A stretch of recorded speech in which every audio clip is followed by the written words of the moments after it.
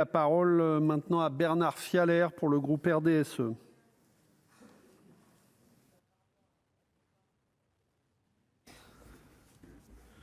Merci.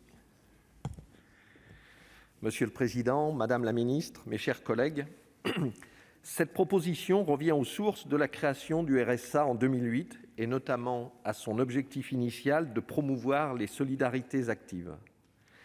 Différentes mesures se sont efforcées d'éliminer les désincitations à l'emploi et faire en sorte que le travail paye davantage que l'inactivité. Si l'articulation de la prime d'activité avec le RSA est vertueuse, permettant d'éliminer l'essentiel des trappes à inactivité, la logique incitative n'a pas été atteinte. Les bénéficiaires du RSA, majoritairement sans emploi, ont pour la plupart plus d'un an d'ancienneté en tant qu'allocataires. Or, plus cette ancienneté s'allonge, moins ils ont de chances de s'en sortir. Au préalable, ce dispositif s'inspire d'une initiative portée par le département de l'Allier et nous ne pouvons que nous réjouir de la vitalité de nos territoires qui agissent comme force de proposition.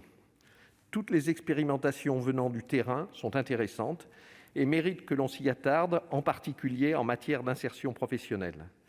Il s'agit là d'un parfait exemple de différenciation promise dans le futur projet de loi 4D qui se fait bien attendre.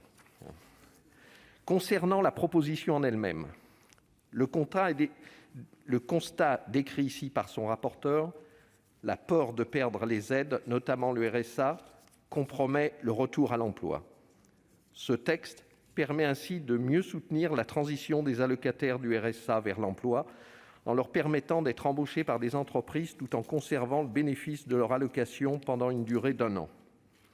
Le coût du dispositif serait compensé par l'État sans reste à charge des départements qui sont en majorité asphyxiés financièrement.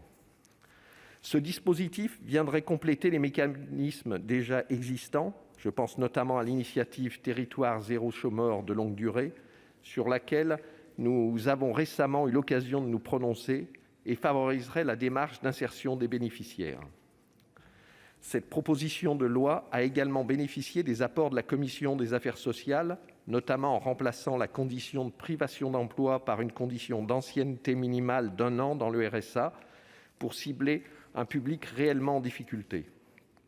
De même, la suspension du bénéfice de la prime d'activité pendant la période du maintien du RSA permettra de limiter les éventuelles distorsions introduites par le dispositif.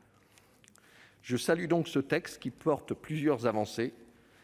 Si François Mitterrand disait à l'époque « contre le chômage, on a tout essayé », cette proposition de loi est bien la preuve que nous pouvons encore agir pour favoriser l'insertion dans l'emploi des chômeurs de longue durée. Depuis le RMI de Michel Rocard à l'origine, le RSA de Martin Hirsch, cette expérimentation est un pas de plus dans cette démarche solidariste qui puise son inspiration chez Léon Bourgeois.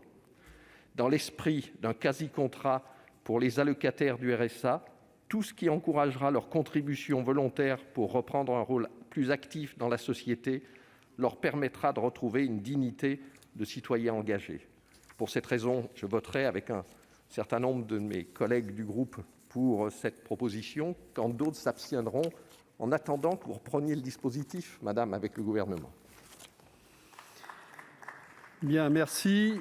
La parole est maintenant à Madame Cathy Apourceau-Poly pour le groupe communiste, républicain, citoyen, écologiste.